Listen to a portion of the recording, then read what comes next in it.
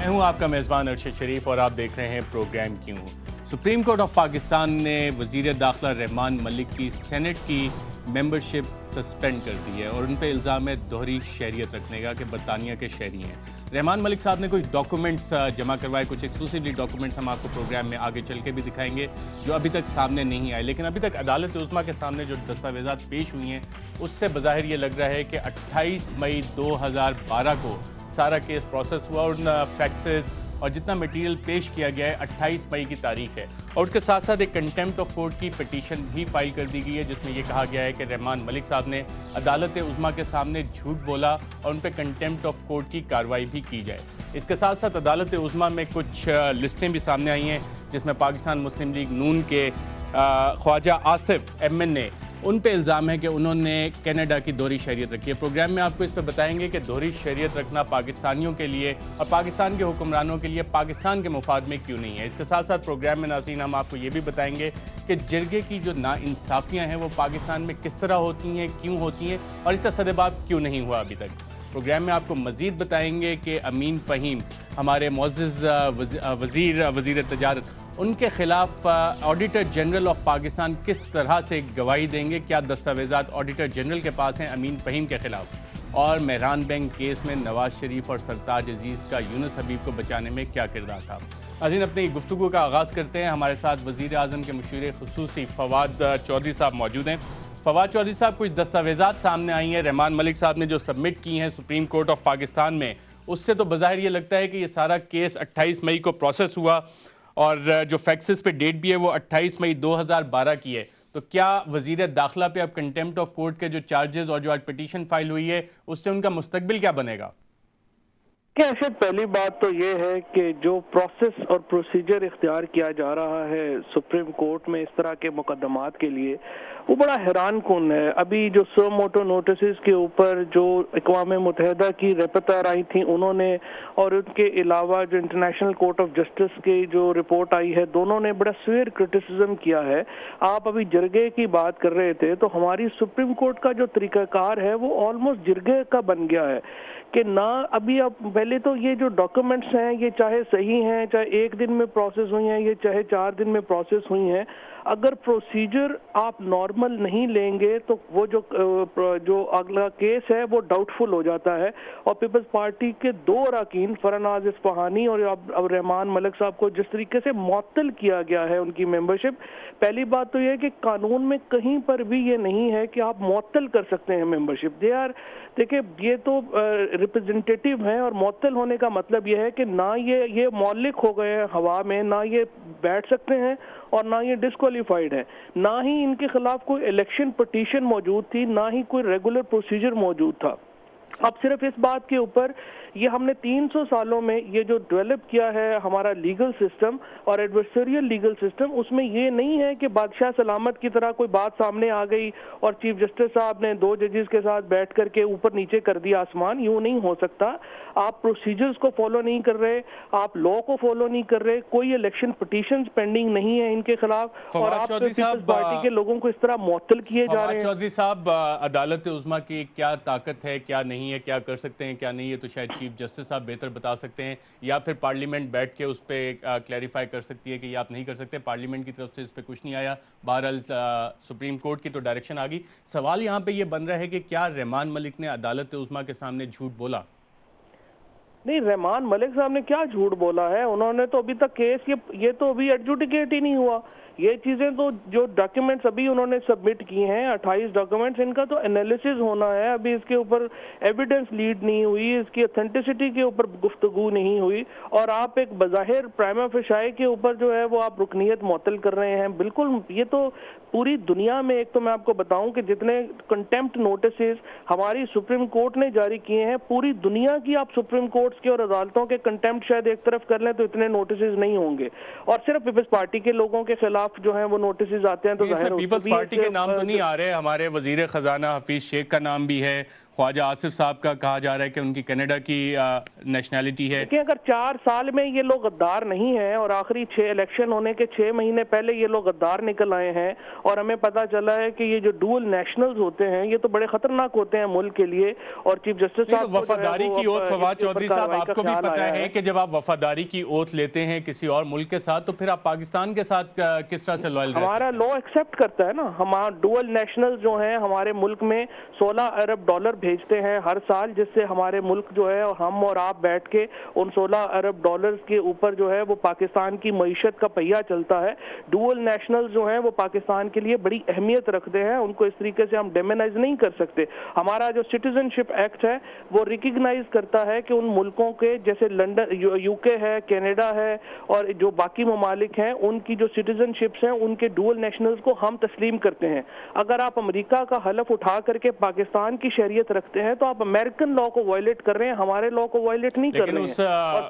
اس oath میں یہ بھی تو لکھا ہے کہ اگر آپ کو کسی اور ملک کے خلاف آرمز اٹھانے کی, ویپنز اٹھانے کی ضرورت پڑی تو جہاں پہ آپ نے وہ اوتھ لیا ہے کہ آپ پاکستان کے خلاف ویپنز اٹھائیں گے. تو بات یہ ہے کہ ہمارا لا یہ ایکسپٹ کر رہے ہیں. اگر انہوں نے امریکن لا کو وائلیٹ کیا اور پاکستان کی سٹیزن شپ رکھی ہے تو امریکن کورٹس اس پہ کاروائی کر سکتی ہیں, پاکستانی کورٹس تو کاروائی نہیں کر سکتی. کیا چیف جسٹس صاحب کو, ہماری سپریم کورٹ کو اس بات کا علم نہیں ہے؟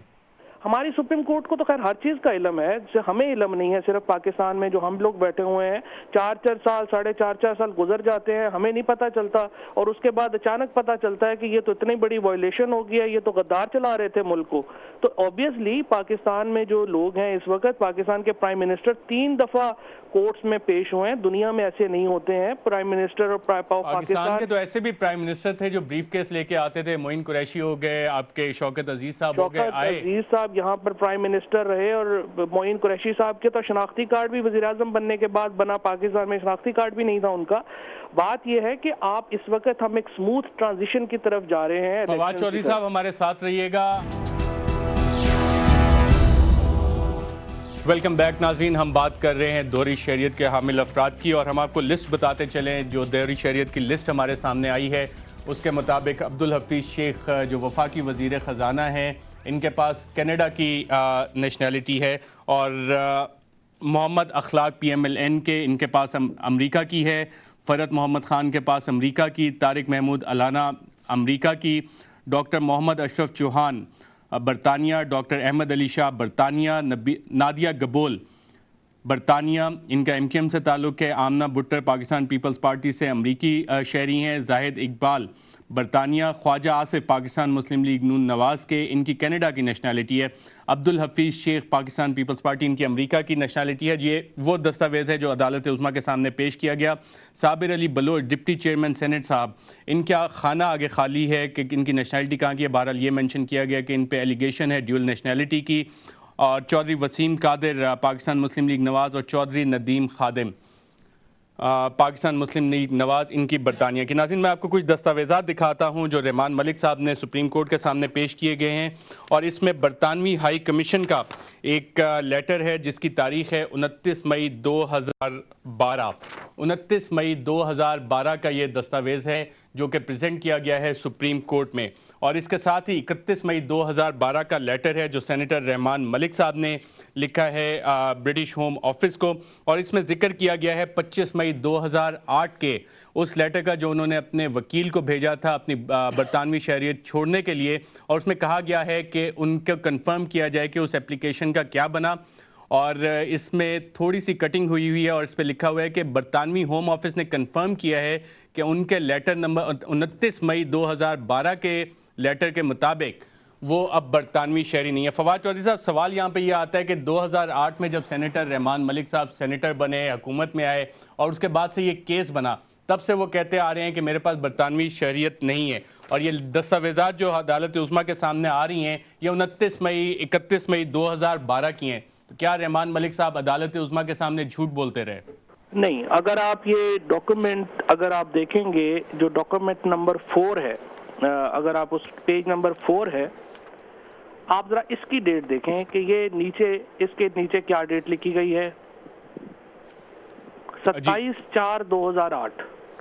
جی, اس رسید پہ جو انہوں نے جمع کروائی ہے اس پہ ڈیٹ لکھی ہوئی ہے 25/4/2008. ریننسیشن ہے یا جو ڈیٹ ہے وہ اس ڈیٹ سے شروع ہوگی جب جیسے آپ نے اگر ریزگنیشن سبمٹ کر دیا ہے اور وہ ریزگنیشن ایکسیپٹ نہیں ہو رہا تو آپ کا جو پیریڈ ہے وہ وہاں سے شروع ہو جاتا ہے. یہ جو 2012 کی آپ ڈاکیومنٹ دکھا رہے ہیں یہ ڈاکیومنٹ ہے کہ جو یہاں کے سفارت خانے نے کنفرمیشن کی ہے. وہ تو ظاہر ہے ابھی کنفرمیشن کی ہے تو ابھی کی ڈیٹ ڈالیں گے نا. اچھا اس میں انہوں نے لکھا ہوا ہے فواد چودھری صاحب آپ خود بھی وکیل ہیں آپ نے بڑا اچھا پوائنٹ اٹھایا. اس پہ لکھا mister Abdur Rahman Malik renounce his British citizenship through his application dated 25 April 2008. یہ تو صرف یہ ذکر کر رہا ہے 25 اپریل 2008 کو انہوں نے اپلیکیشن دی اپنے وکیل کو. آپ نے اپنی دے دی نا تو وہاں سے جو پروسیس شروع ہو گیا یا میری طرف سے تو ختم ہو گیا نا. لیکن ارشد جو اصل پوائنٹ میں آپ کو ڈاکومنٹس کی اتھینٹسٹی یا ویریسٹی تو دیکھنا عدالت کا کام ہے نا. وہ تو دیکھے گی نہیں قبول کریں گے ریجیکٹ کر دے. بٹ جو پوائنٹ آف کنسرن یہ ہے کہ بھائی آپ پہلے ڈاکومنٹس کی ویریسٹی کو آپ دیکھے بغیر آپ ڈاکومنٹس کو پڑھے بغیر ان کی اوپر جو ہے وہ ڈیٹس کو اینالائز کیے بغیر آپ نے ممبرشپ سسپینڈ کر دی ہے. تو یہ تو اپنا پھر ایسے ہی ہے کہ پھر قانون پروسیجر تو پیچھے رہ گئے ہیں نا. پھر تو مرضی ہے پھر تو ہم اپنا کورس ختم کر دیتے ہیں اور یہاں پہ اپنا ہم دے دیتے ہیں کہ بھائی آپ روز اپنا جو پی سی اوز جاری ہوتے ہیں جیسے مارشل لاء میں تو اپنے پی سی او جاری کیا کریں. پھر یہ تو پھر بات ختم ہو گئی. اگر آپ نے ایویڈنس کو دیکھنا بھی نہیں اور فواد چودھری صاحب اسی میں کنٹیمپٹ آف کورٹ میں جو کیس فائل ہوا ہے اس میں کہا گیا ہے کہ غلط شواہد پیش کرنا انتہائی سنگین جرم ہے. اس کے لیے جیل کی سزا دی جا سکتی ہے اور پاکستان پینل کوڈ کے چیپٹر 6 کے مطابق عدالت میں غلط شواہد پیش کرنا بھی جسٹس کے خلاف ہے اور کم از کم 7 سال قید کی سزا ہو سکتی ہے. دیکھیں گے تو صحیح نا. میں آپ کی بات کو مان رہا ہوں یہ ساری باتیں بالکل صحیح ہوں گی لیکن پہلے دیکھیں گے تو صحیح نا. آپ یہ اس طرح سے کر رہے ہیں کہ وہ نیب کے جب بنی تھی نئی تو وہ ایک لطیفہ تھا کہ بھئی وہ خرگوش جنگل سے بھاگ گیا تو اس نے گیدڑ نے کہا کہ کیوں بھاگ رہے ہیں. اس نے کہا جس کے 3 کان ہیں اس کو وہ مار رہے ہیں. تو اس نے کہا کہ تو تمہارا کیا مسئلہ ہے تمہارے تو 2 کان ہیں. اس نے کہا نہیں وہ کاٹتے پہلے گنتے بعد میں. اس وقت تو یہ چل رہا ہے معاملہ کہ بھائی آپ نے پہلے ایویڈنس تو دیکھ لو. ان کی معطل آپ کر رہے ہیں. میں ناٹ ود اسٹینڈنگ ارشد بات یہ ہے کہ جو لوگ بھی الیکٹڈ ہیں جو لوگ بھی کام کر کے آئے ہوئے ہیں ہم یہ نہیں تصور ہمیں کرنا چاہیے کہ وہ لوگ تو جی بالکل ان کو کوئی حق نہیں ہے کرنے کا. وہ ساروں نے جیلی ہی دیا ہوگا ان کو سب کو جیلوں میں بھیجنا چاہیے. اور ہم 3 4 7 جو جج ہیں ہم تو پاکستان کے سب سے نیک لوگ ہیں. ہم سب سے پاکستان میں صحیح کام کرنے والے ہیں. یہ سارے جو چور بیٹھے ہوئے ہیں بھئی اس طرح کے رویے جو ہیں وہ تو پھر پاکستان میں پھر تو آپ سمجھیں کہ جمہوریت نہیں رہی. آپ پھر جوڈیشل مارشل لاء کی جو لوگ بات کرتے ہیں آپ ان کو ایویڈنس دے رہے ہیں کہ یہی جوڈیشل مارشل لاءز ہوتے ہیں نا اور کیا ہوتے ہیں. فواد چودھری صاحب آپ کی باتوں سے مجھے لگ رہا ہے کہ عدالت عظمیٰ کے خلاف کچھ پلاننگ ہو رہی ہے اور کچھ allegations chief justice Iftikhar Chaudhry صاحب کے صاحبزادے کے خلاف بھی سامنے آ رہی ہیں. دیکھیں بہت بحث چل رہی ہے اس کے اوپر بات ہو رہی ہے لیکن فرینکلی گورنمنٹ کی طرف سے ایسا کچھ نہیں ہے. کوئی پرائیویٹ معاملات ہیں پرائیویٹ ایشوز ہیں ان کو اوپر جو ہے وہ ان کی باتیں آ رہی ہیں لیکن جو ریفرنس ان کے خلاف پینڈنگ ہے ابھی بھی اس کو بھی میرٹس کے اوپر تو نہیں کھولا گیا. اس حکومت نے بھی نہیں کھولا اور میں سمجھتا ہوں کہ غلط کیا گیا. جو ریفرنسز جو ججز کے خلاف پولیٹیشنز کے خلاف ریفرنسز اور الزامات جو ہیں وہ تو فوراً آسمان پہ پہنچ جاتے ہیں. جو ججز کے خلاف الزامات اور ریفرنسز آئیں وہ آپ کہہ دیں کہ میلا فائٹی کر کے تو اپنا اس کو انڈر دا کارپیٹ کر دیں. یہ بھی تو زیادتی ہے. اگر آپ برابری کی سطح کے اوپر دیکھنا چاہتے ہیں تو پھر تو آپ جرنیلوں ججز جرنلسٹ اور پولیٹیشنز کو ایک قطار میں رکھیں نا. آپ پولیٹیشنز کو تو ہر آدمی نکل کے جو ہے وہ کر رہا ہے. باقی جو ادارے ہیں اسپیشلی جو ججز اس وقت چونکہ انہوں نے بیڑا اٹھایا ہوا ہے ملک میں ریولوشن لانے کا ان کے جو اپنے اوپر جو الزامات ہیں ان کو بالکل ان کو جواب دینا چاہیے ان کو اور کھل کے بتانا چاہیے کہ ہمارے سے کوئی تعلق نہیں ہے. فواد چودھری صاحب کوئی لائرز کی کنونشن بھی بلا رہی ہے پاکستان پیپلز پارٹی؟ بالکل پی ایل ایف جو ہے وہ لائرز کنونشن کر رہی ہے لاہور میں. گورنر لطیف کھوسہ صاحب جو ہیں وہ اس میں وہ چونکہ وہ آلریڈی بہت ایکٹیو لائرز میں لیڈر ہیں اور وہ اس کی ارینجمنٹس بھی کر رہے ہیں اور پی ایل ایف غالباً یہ کنونشن کر رہی ہے لاہور میں. تو اس کا مقصد کیا ہے اس کنونشن کا؟ کوئی مقصد نہیں ہے. پہلے بھی کرتے رہے ہیں لائرز کنونشن. اس وقت بھی آپ دیکھیں تو پاکستان بار کونسل نے سپریم کورٹ بار ایسوسی ایشن نے لاہور ہائی کورٹ بار ایسوسی ایشن نے اور کل بلوچستان بار ایسوسی ایشن اور ہائی کورٹ بار ایسوسی ایشن نے تمام نے جو پیپلز پارٹی کا سٹینڈ ہے اور پرائم منسٹر صاحب کا سٹینڈ ہے اس کو ونڈیکیٹ کیا ہے اور تمام بار ایسوسی ایشن اس وقت جو ہیں وہ حکومت کے ساتھ کھڑی ہیں پیپلز پارٹی کے ساتھ کھڑی ہیں. جی فواد چودھری صاحب بہت بہت شکریہ. ناظرین ہمارے پاس اسٹوڈیو میں رؤف کلاسا ایڈیٹر انویسٹیگیشن دنیا نیوز اور سلیم صافی مشہور ہوسٹ ہیں جرگا پروگرام کے ہمارے ساتھ اسلام آباد اسٹوڈیو میں موجود ہیں. صافی صاحب نے فواد چودھری صاحب کی گفتگو سنی کیا کہیں گے اس پہ؟ میرے خیال میں تو ہم جا رہے ہیں واپس 2007 کی طرف، جب جوڈیشری اور حکومت ایک دوسرے کے خلاف ماہزارہ ہو گئے تھے، لیکن اب شکل شاید اس سے بھی بدتر ہوگی، کیونکہ اس وقت تو ظاہری بات ہے کہ ملٹری حکومت تھی، اور اس کے نتیجے میں خیر برآمد ہوا کہ جو موومنٹ اس کے بعد شروع ہوئی حکومت کے خلاف، تو الٹیمیٹ نتیجے کے طور پہ جمہوریت بحال ہوئی۔ اور اب جو ٹسل میں دیکھ رہا ہوں، اور جس طریقے سے یعنی دونوں طرف سے واضح، اگر ہم دیانتداری سے کام لیں تو نہ جوڈیشری کا رویہ میرٹ پہ مبنی ہے اور اکراس دا بورڈ ہے، اور نہ حکومت کا رویہ وہ ہے جو قانون کے احترام پہ مبنی ہو اور جس سے قوم کو بھی یہ درس ملے۔ تو اس ٹسل کے نتیجے میں تو جو بھی ہوا، بہت قربانیاں بھی دی گئی، لیکن الٹیمیٹلی جمہوریت بحال ہوئی، اور بدقسمت یہ ہے کہ اس ٹسل کے نتیجے میں مجھے جمہوریت رخصت ہوتی ہوئی نظر آ رہی ہے۔ رؤف کلاسا صاحب، آپ عدالت میں بھی جاتے ہیں، فواد چودھری کی بھی آپ نے گفتگو سنی، جتنی کورٹ میں ڈیولپمنٹس ہو رہی ہیں اس حوالے سے آپ کو لگ رہا ہے کہ پیپلز لائر کنونشن آ رہا ہے، کچھ ایلیگیشنز کی فواد چودھری صاحب نے بات کی، کس طرف کو جا رہی ہیں چیزیں؟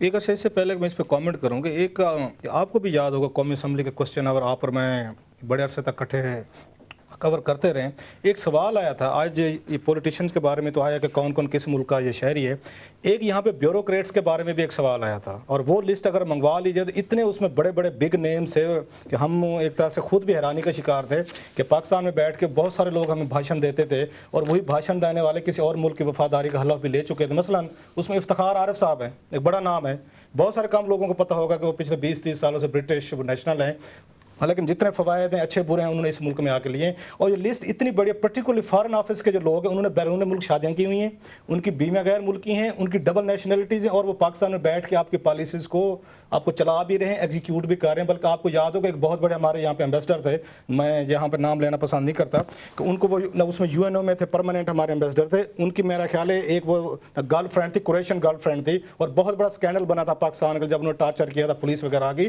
اس لیے میری یہ بھی ریکویسٹ ہوگی جہاں پہ آپ ان پولیٹیشنز کو وہ کر رہے ہیں کہ کون یا کس ملک کا شہری ڈبل شہری ہے، اب ذرا بیوروکریسی کو بھی دیکھنا شروع کریں کہ ہماری اپنے پالیسی میکنگ انسٹیٹیوشن میں اس طرح کے کتنے کیسز ہیں۔ ایک اب آتے ہیں جو آپ بات کہہ رہے ہیں، میں یہ سمجھتا ہوں کہ پیپلز پارٹی اپنی کشتیں جلا چکی ہے، اور جس طرح کی گفتگو یہ کر رہے تھے فواد چودھری صاحب ہمارے دوست، مجھے تو اس سے ڈر لگ رہا ہے کہ اب ایک فرنٹ پارلیمنٹ کے اندر کھلا ہوا ہے جہاں پہ لڑائی چل رہی ہے، ایک ان کا اسٹریٹ پہ کھلا ہوا ہے وہاں پہ لڑائی چل رہی ہے، اوپن ان کی جوڈیشری کے ساتھ ایک محاذ رہی ہے۔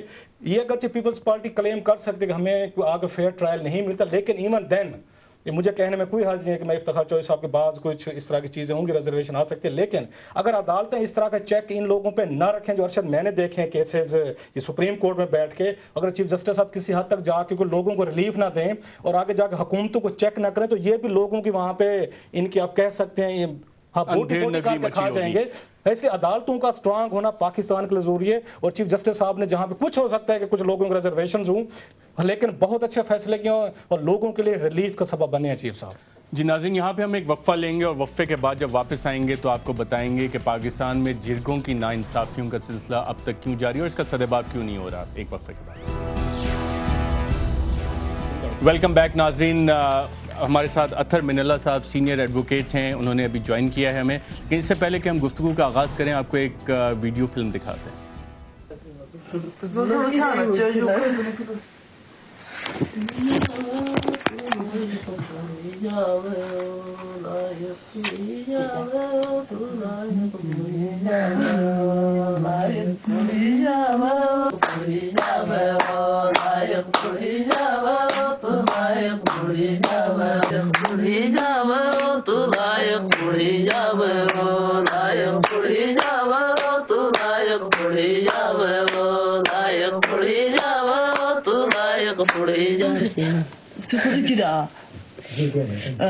جی ناظرین، یہ وہ ویڈیو ہے جو منظر عام آپ پہ آنے کے بعد 2 لڑکوں اور 5 خواتین جو صرف تالیاں بجا رہی تھیں، ان کو ایک جرگے نے کوہستان میں سزائے موت دینے کا حکم جاری کیا، اور اب خبریں یہ آئی ہیں کہ ان میں سے 3 خواتین کو شاید قتل کر بھی دیا گیا ہے، اور chief justice of Pakistan Iftikhar Chaudhry صاحب نے اس کا نوٹس لیا ہے، اور 6 جون کو کہا گیا ہے کہ ان لڑکیوں کو پیش کیا جائے۔ سوال یہاں پہ یہ ہے کہ جب یہ خبریں منظر عام پہ آئی تھیں تو اس وقت ہماری انتظامیہ کوئی خاص اقدام نہیں لے سکی۔ اطہر من اللہ صاحب، ویڈیو آپ نے بھی دیکھی، صرف تالیاں بجانے کے الزام میں ایک جرگے نے ان کو سزائے موت دے دی۔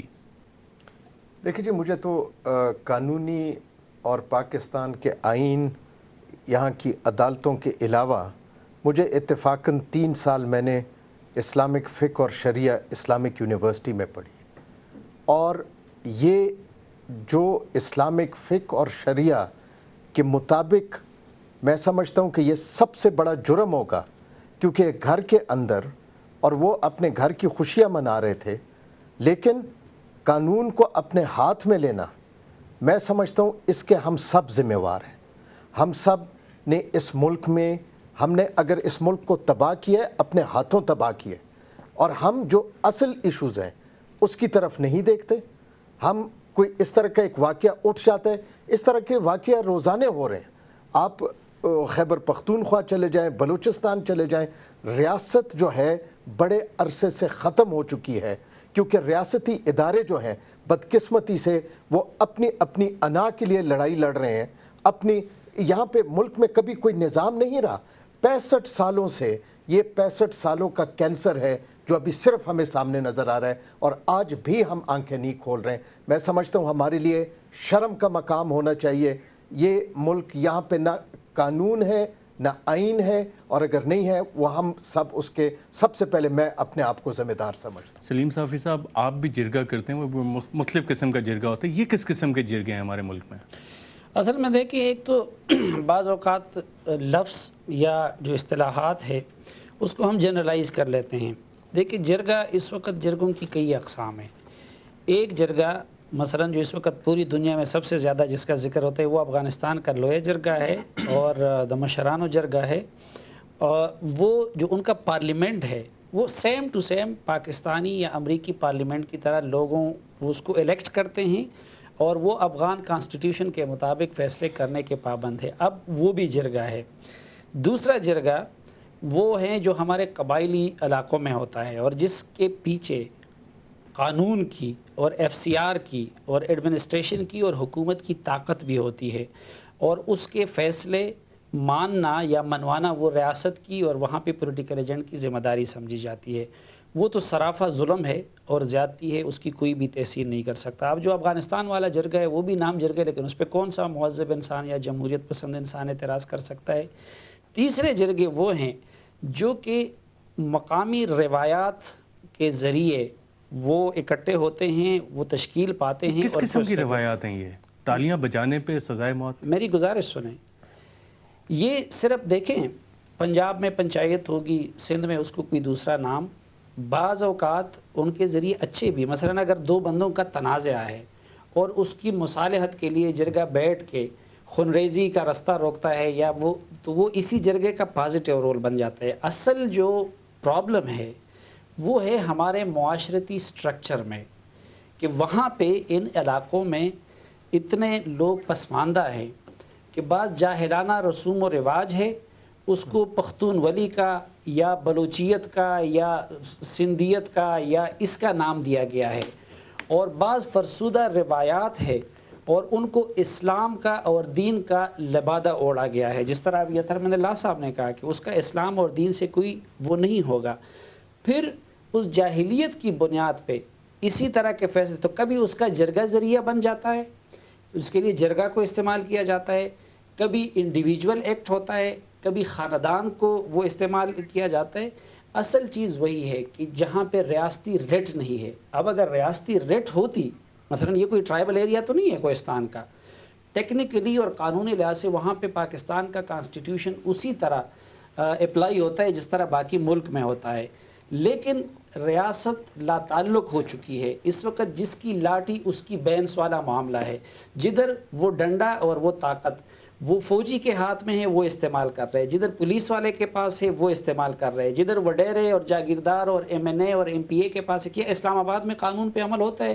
ادھر دوسری قسم کے قبائلی سردار ہے، وہ بیوروکریٹ کی شکل میں ہوگا، وہ جرنلسٹ کی شکل میں ہوگا، وہ کسی اور شکل میں ہوگا۔ تو اب ان علاقوں میں پھر وہ حیثیت یا ٹرائبل چیفز کو یا جو مقامی طاقتور لوگ ہوتے ہیں ان کو حاصل ہوتی ہے، اور یہ اس طرح کے جو فیصلے ہوتے ہیں وہ بعض اوقات پیچھے کچھ اور ہوتا ہے، لیکن اس کو نام یہ دے دیا جاتا ہے۔ اب چونکہ مجھے پرسنلی اس واقعے کی تفصیلات بھی معلوم نہیں ہے اور اب پوری حقیقت بھی سامنے نہیں آئی ہے کہ ہوا کیا ہے، جو لیکن وہاں کی سزائے موت تو آ گئی ہے، اس پہ رپورٹرز نے بھی رپورٹ کیا. کلاسر صاحب، آپ بھی کافی انسیڈنٹس جرگوں کے اس طرح کے رپورٹ کرتے رہے ہیں، یہ کلچر ابھی تک ختم کیوں نہیں ہوا؟ ایک عرصے سے آپ بھی یہ ہائی لائٹ کر رہے ہیں یہ ایشوز. مجھے یاد آ رہا ہے جو آپ نے یہ سٹوری ہم اس کو دکھا رہے ہیں 5 عورتوں کی، ایک بلوچستان کے لیے بھی ہم نے کی تھی کچھ 4-5 سال پہلے. بلوچستان میں 5 خواتین کو اسی طریقے سے نہ ان کو قتل کیا تھا بلکہ زندہ ان کو دفن کیا گیا تھا. ان پہ بھی ایک طرح کا ایک بڑا مائنر سا الزام تھا کہ وہ بیچاری 5 گئیں کو ڈاکٹر کے پاس دکھانا تھا انہوں نے، اور وہاں سے کسی ہوٹل میں گئی باتھ روم یوز کرنے کے لیے. ان کے کسی رشتہ دار نے دیکھ لیا کہ یہ ہوٹل سے باہر آ رہی ہیں، ان 5 کو زندہ مارا گیا تھا ٹریکٹر کے سامنے کھڑا کر کے. جو بلیڈ ہوتا ہے ٹریکٹر کا اس کے ساتھ ان عورتوں کو مار کے، اینڈ آلموسٹ ابھی وہ زندہ تھے تو ان کو بریڈ کیا گیا تھا. اور آپ تو بات کر رہے ہیں کوہستان کے لوگوں کی کہ انہوں نے جرگہ بٹھا دیا. یہ سینٹ کی پروسیڈنگ اٹھا لیں کہ جب سٹوری ہم نے یہاں پہ آگے سپلیش کی تھی دا نیوز میں اس وقت میں تھا، تو اس پہ سینٹ آف پاکستان میں شور مچ گیا تھا. اور جو ڈپٹی چیئرمین تھے اس وقت کے اچھے خاصے پڑھے لکھے آدمی ہیں، انہوں نے باقاعدہ کہا تھا، دھمکیاں دی تھی سیٹ پہ بیٹھ کے صحافیوں کو کہ آپ ہماری روایات میں انٹرفیرنس کر رہے ہیں، یہ ہمارا کلچر ہے، یہ ہماری روایات ہیں. اور پورے بلوچستان کے سینیٹرز تھے، آپ اٹھا کے دیکھیں پروسیڈنگ کتنی شیم فل تھی. ان سب نے کہا یہ ہمارا کلچر ہے، ہماری روایت ہیں، عورتوں کو ماریں گے، اگر کاروکاری کا مسئلہ ہے کسی غیر مرد کے ساتھ دیکھی جائیں گی یا کچھ بھی ہوگا، آپ انٹرفیئر نہ کریں. اس میں پرابلم ایک ہے، آپ تمام جتنے بھی بلوچی ہوں یا دوسرے ہوں یا ہماری سائڈ کے لوگ ہوں، کہ جب آپ کو جمہوریت میں فائدے نظر آتے ہیں تو آپ یہاں پہ سیٹوں پہ بیٹھ جاتے ہیں.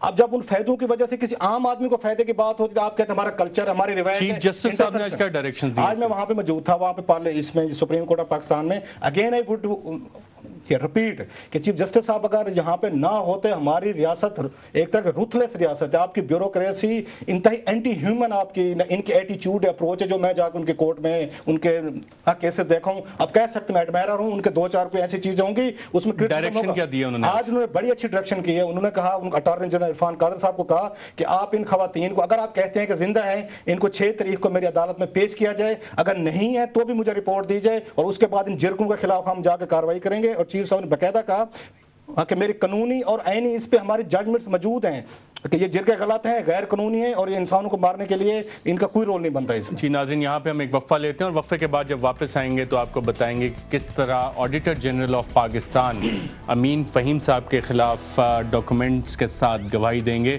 اور ساتھ ساتھ کس طرح یونس حبیب کو ایک دور میں سرتاج عزیز اور میاں نواز شریف نے بچانے کی کوشش کی. ایک وقفے کے بعد ویلکم بیک ناظرین. پروگرام کے اس سیگمنٹ میں ہم آپ کو بتائیں گے کہ وزیر بننے کے کیا کیا فوائد ہوتے ہیں، اور جب آپ وزیر بنے ہو تو آپ کے اکاؤنٹ میں کہیں نہ کہیں سے کچھ پیسے آ جاتے ہیں جس کا شاید آپ کو بھی علم نہیں ہوتا. کوئی آپ کی بیوی کے اکاؤنٹ میں ٹرانسفر کر دیتا ہے، کوئی آپ کے بھائی کے اکاؤنٹ میں ٹرانسفر کر دیتا ہے، اور جب کیس پکڑا جائے تو آپ کا پلی یہ ہوتی ہے کہ مجھے تو اس کا علم ہی نہیں تھا. اسی طرح کا ایک کیس ہمارے وزیر امین فہیم صاحب کے خلاف بھی سامنے آیا، جس پہ سپریم کورٹ آف پاکستان نے FIA کو تحقیقات کا کہا اور اس کے بعد پیسے واپس کر دیے. لیکن آڈیٹر جنرل آف پاکستان کی رپورٹ میں کچھ اور مزید انکشافات ہیں. رؤف کلاسر صاحب، آڈیٹر جنرل صاحب اس کیس کے بارے میں کیا کہتے ہیں؟ جی، مجھے تو یہ لگتا ہے ارشد صاحب کہ آج پھر وہ ایک طرح کا امین فہیم صاحب کے لیے جو سپریم کورٹ نے آرڈرز کیے ہیں کہ یہ ان کے لیے امین فہیم صاحب کے لیے ایک طرح کا گلے کا یہ پھندا بن سکتی ہے یہ رپورٹ. وہ جو رپورٹ ہم نے اپنے سورسز سے نکلوائی ہے، یہ بالکل لیٹسٹ رپورٹ ہے اور ابھی تک پبلک نہیں ہوئی، اس کو سیکرٹ رپورٹ ہم کہہ سکتے ہیں. اس میں بڑی انٹرسٹنگ ڈیٹیل دی گئی ہے، اسکرین پہ بھی دیکھ رہے ہیں. اس میں بڑی انٹرسٹنگ ڈیٹیل دی گئی ہے کہ کیسے نیشنل انشورنس کارپوریشن جس کے چیئرمین جو نیازی صاحب تھے، ان کو دبئی سے امین فہیم صاحب لے کے آئے تھے، اور جس ڈیل کا ذکر ہو رہا ہے جس کی وجہ سے 4 کروڑ روپے امین فہیم صاحب کہتے ہیں کہ میرے بینک اکاؤنٹ میں کہیں سے ٹرانسفر ہو گئے تھے. اس کی ڈیٹیل یہ ہے کہ انہوں نے 2009 میں 10 ایکڑ زمین خریدی تھی نیشنل انشورنس کارپوریشن نے، اور 1 کروڑ روپیہ فی ایکڑ کے حساب سے انہوں نے کرنگی میں جا کے خریدی کراچی میں، جس کا تعلق ہی کچھ نہیں تھا. اور ٹوٹل جنہوں نے پیمنٹ کی تھی، انہوں نے وہاں پہ جا کے 90 کروڑ روپے کی پیمنٹ کی تھی. اور جو اس کی اسیسمنٹ کی گئی تھی یہاں سے انہوں نے نیسپاک نے کی تھی، وہ ٹوٹل بنتی تھی 45 کروڑ 41 کروڑ کی. 41 کروڑ کی زمین کو انہوں نے جا کے اس میں 90 کروڑ روپے میں بیچا ہے، اور ان میں سے جو پیسے بچے ہیں 48 کروڑ روپے بچے ہیں، اس کی بندر بانٹ ہوئی ہے جس میں 4 کروڑ روپے امین فہیم صاحب کے حصے میں آئے. اور ہمیشہ آپ کہہ سکتے ہیں کہ اس 48 کروڑ روپے میں سے 4 کروڑ روپے ان کے لیے معمولی سی رقم تھی، لیکن امین فہیم صاحب کو داد دینے چاہیے، چھوٹی رقم پہ مطمئن ہو جاتے ہیں، ان کے بارے میں یہ مشہور ہے، زیادہ لالچ نہیں کرتے. تو جب یہ پیسے وہاں پہ ٹرانسفر ہوئے ہیں تو اب جا کے انہوں نے واپس کیے اور کہا کہ میں احتجاجاً یہ پیسے واپس کر رہا ہوں. آڈیٹر جنرل پاکستان نے پورا اس میں لسٹ کیا ہے اور ایویڈنسز ساتھ لگائے ہیں کہ ڈیل کس طرح سے یہ ہوئی تھی. اس کی ٹوٹل اماؤنٹ وہ کہتے ہیں 41 کروڑ روپے بنتی تھی. انہوں نے جا کے اس کو अपने 90 करोड़ रुपए में बेचा। और प्लस ये कहते हैं कि जो पार्टी थी ट्राई स्टार थी, उसकी एवेल्युएशन कराने के लिए इन्होंने एक पार्टी को हायर किया था ट्राई स्टार को, और ट्राई स्टार ने अब लिख के दिया ऑडिटर जनरल पाकिस्तान को, हमारे ऊपर दबाव था, आप इसको डबल और ट्रिपल करके दिखाएं इस जमीन की कीमत। उसमें से 10 एकड़ जमीन इन्होंने खरीदी, मैं इसको सम अप कर दूं जल्दी से, इन 10 एकड़ जमीन खरीदी और जिसकी कीमत बननी चाहिए थी, आई एम रिपीटिंग, 41 करोड़ रुपए, इन्होंने 90 करोड़ रुपए की खरीदी और बाकी 48 करोड़ रुपए जो थे इन्होंने बैठ के आपस में पैसे बांटे, और 4 करोड़ रुपए जो हैं वो अमीन फहीम साहब के हिस्से में गए। और जो मुझे लग रहा है कि ये जो ऑडिटर जनरल पाकिस्तान की रिपोर्ट है, ये उठा के इसमें से जो एविडेंसेस हैं वो अमीन फहीम साहब के खिलाफ और नेशनल इंश्योरेंस के खिलाफ वो इजीली यूज हो सकते हैं। ये अतहर मिनल्ला साहब, आपने ये तफसीलात भी सुनी, सुप्रीम कोर्ट भी इस पर फैसला दे चुकी है, पैसे भी वापस हो गए, अमीन फहीम साहब का अब क्या बनेगा? देखिए, हम हमेशा फिर अखलाकियात की बात करते हैं, लेकिन जिसने भी इस मुल्क में किसी किस्म की करप्शन की हो, मैं समझता हूँ उसको करार वाकई सज़ा मिलनी चाहिए। लेकिन बदकिस्मती से इस वक्त जो सच है वो ये है कि हम माशरे में अगर सब अपने अपने गरेबानों में भी देखें तो ये करप्शन इसलिए दूर नहीं हो रही कि हर जगह करप्शन है, हर शोबे में करप्शन है, हर पेशे में करप्शन है, ख्वाह वो आपका पेशा है या मेरा पेशा है, उसमें भी करप्शन है। हमें अगर करप्शन दूर करनी है तो कम से कम बड़े आदमियों को सज़ा तब मिलेगी जब हम अपने अंदर से भी करप्शन को दूर कर दें। तो अदालत उज़्मा ने इस पर कोई स्ट्रॉन्ग स्ट्रिक्चर्स क्यों नहीं पास किए? नहीं, मैं समझता हूँ उनके पास चूँकि ये केस नहीं था और मुझे उसकी ऑर्डर शीट का नहीं पता, लेकिन यकीनन अगर करप्शन है उसकी तहकीकात, और अदालत ने तहकीकात के लिए भेजा हुआ है, तो जो तहकीकाती इदारे हैं ये उनका काम है कि इससे बालाए ताक होते हुए कि वो एक वज़ीर हैं, जो तहकीकात है हर एक का एक हक है कि तहकीकात जो है वो फेयर हो और ट्रांसपेरेंट हो। उसमें फिर जो कुछ क्योंकि उनका मौक़िफ़ ग़ालिबन ये था कि किसी ने गलती से उनके अकाउंट में पैसे दे दिए थे। अब चूँकि उनका ये मौक़िफ़ था, ये तहकीकात जो है ज़रूर होनी चाहिए। और ये बड़े ताज्जुब की बात है कि गलती से सलीम साफ़ी साहब के भी मेरे ख़्याल में अकाउंट में कभी किसी ने को पैसे डालने की हिम्मत नहीं की होगी। लेकिन यकीनन इस मुल्क को हमने अगर साफ़ करना है तो इस तरह बड़े बड़े लोगों को मिसाल बना के, और हमें अपने अपने घरों को भी साफ़ करना चाहिए, वरना अगर ये मुनाफिकत रही तो ये इसी तरह इस मुल्क में करप्शन चलती रहेगी और कभी ख़त्म नहीं होगी। सलीम साफ़ी साहब, आपके अकाउंट में कभी 4 करोड़ किसी ने गलती से ट्रांसफ़र किए? मैं तो उस इंतज़ार में हूँ कि कोई उसमें 4000 ही ट्रांसफ़र कर दे गलती से। कभी तो किसी ने 400 की वो नहीं की। अलबत्ता खुदा न खास्ता अगर मैं वज़ीर बन गया तो शायद इसी रफ्तार से फिर हमारे उसमें, क्योंकि देखिए ये तो रऊफ़ कलासरा साहब मेहनती इंसान हैं और चीज़ें निकाल लेते हैं। ये तो एक मिसाल है, इस वक्त ये हकीकत है, पूरी हुकूमत के बारे में ये तासुर भी है और बहुत सारी और भी ख़बरें और रिपोर्ट सामने आई है कि अगर स्टेट की कोई चीज़ बेचनी हो तो वो अगर करोड़ की है तो उसको बेचते हैं 10 लाख में, और अगर ख़रीदनी हो वो यानी रेलवे की ज़मीनें बेची गई, बहुत सारे दीगर महकमे, और अगर ख़रीदनी हो तो फिर 50,000 की ख़रीदनी है 2-3 लाख तो में। क्या वज़ीर हम सिर्फ ये काम पैसे कमाने के लिए बनते हैं या अवामी खिदमत का जज्बा भी होता है? पाकिस्तान में तो यही, और फिर इस हुकूमत में तो बहरहाल यही है। और ये सिर्फ इसका नहीं है, मैं तो ये भी आपको बताऊं कि ये जो पिछले दिनों कुछ काबीना में जब तवसी हो रही थी और कुछ जमातें शामिल हो रही थी मुस्लिम लीग काफ का, तो एक मजलिस में जिसमें वजारतों की तकसीम हो रही थी, कैलकुलेटर रखे गए थे और ये तकसीम हो रही थी कि इस वजारत में ये तो मैं नहीं लूँगा हमारी पार्टी की, इसमें तो पैसा कम है, इसमें ज़्यादा है, इसमें ये है। तो अब जब आगाज़ ही इससे हो रहा है और इतनी बेशर्मी हो कि इत्तेहादी जमातें आपस में बैठ के इस बुनियाद पे कैलकुलेटर से हिसाब कर रहे हो कि इस वजारत में तो पैसे कम है, इसमें ज़्यादा है, तो और हम यानी क्या तवक्को करें इन लोगों से। अतहर मिनल्ला साहब, आप काफ़ी अरसे से पाकिस्तान की सियासत को देखें, कोई एक ऐसा वज़ीर आप उसका नाम ले सकें जो सिर्फ अवामी जज्बे से वज़ीर बना और उसने अवाम के लिए काम किया हो? नहीं, मैं समझता हूँ जी कि हर जगह अच्छे लोग भी होते हैं, बुरे लोग भी होते हैं। कोई भी ऐसा इदारा नहीं है, कोई भी ऐसा पेशा नहीं है जहाँ पे बुरे लोग ना हों।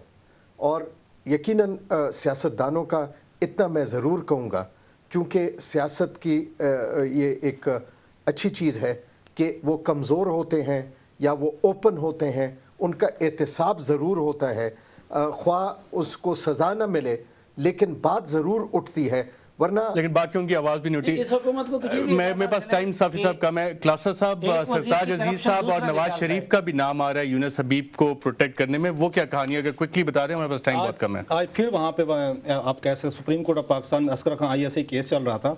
आज नए एविडेंसेस पेश किए गए हैं जो हम यहाँ स्क्रीन पे दिखा सकते हैं, और नई एविडेंसेस जो चीफ जस्टिस की अदालत में सामने, वो बड़े आप कह सकते होलनाक किस्म के हैं। जो लिंक था, मिसिंग था, कि यूनुस हबीब साहब जब वहाँ से डिसमिस किया जा रहा था हबीब बैंक से ये 14 करोड़ और बहुत सारे उनका 1 अरब और 43 करोड़ रुपए फ्रॉड का इल्म था, तो कैसे उस वक्त ये नवाज शरीफ साहब ने, सरताज अजीज साहब ने और जाम सादिक ने मिल के यूनुस हबीब को बचाया था बैंक के उस अजाब से। और फाइनेंस मिनिस्ट्री जो थी उस वक्त की वहाँ पे नवाज शरीफ साहब की, ये एक्टिव थी, ये तमाम डॉक्यूमेंट्स मौजूद है। लिहाजा नवाज शरीफ साहब को इस फेवर के बदले में कि यूनुस हबीब को डिसमिस होने से बचाया गया था, उन्होंने 20 करोड़ रुपए का लोन दिया था यूनुस हबीब ने, और 20 करोड़ रुपए उन्होंने जाम सादिक को दिए थे, और 10 लाख रुपए उन्होंने अदनान को दिए थे। ये और जो बैंक का प्रेसिडेंट ऑफिशियल इंक्वायरी करता, उसके बेटे का क्या हुआ था? उसके बेटे का, अगेन ये मैं कह रहा हूँ, जो हमने वहाँ अदालत से आज ये डॉक्यूमेंट्स निकलवाए हैं, उस बैंक के प्रेसिडेंट का खत है बड़ा खौफनाक किस्म का। कैसे उसके बेटे को उन्होंने पनिश करने के लिए, उसको बैंक के सदर को झुकाने के लिए उसके बेटे पे गाड़ी चोरी का झूठा इल्जाम लगाया, और उसको धमकी देने के लिए जाम सादिक साहब खुद उसके दफ्तर गए थे बैंक के प्रेसिडेंट। जी, रऊफ क्लासा साहब, सलीम साफी साहब, अतहर मिल्ला साहब, तीनों का प्रोग्राम क्यों में शिरकत का शुक्रिया। नाज़रीन, क्यों वो सवाल है जिसके ज़रिए हमने कुछ ऐसे मामलात उनको ज़्यादा कुरेदने की कोशिश की, और पता ये लगा कि चाहे अदालत उज़्मा हो, चाहे पाकिस्तान मुस्लिम लीग नवाज़ हो, या पाकिस्तान पीपल्स पार्टी हो, सब जगह क्यों पे एक बहुत बड़ा सवालिया निशान है। इजाज़त दीजिएगा, अल्लाह हाफ़िज़।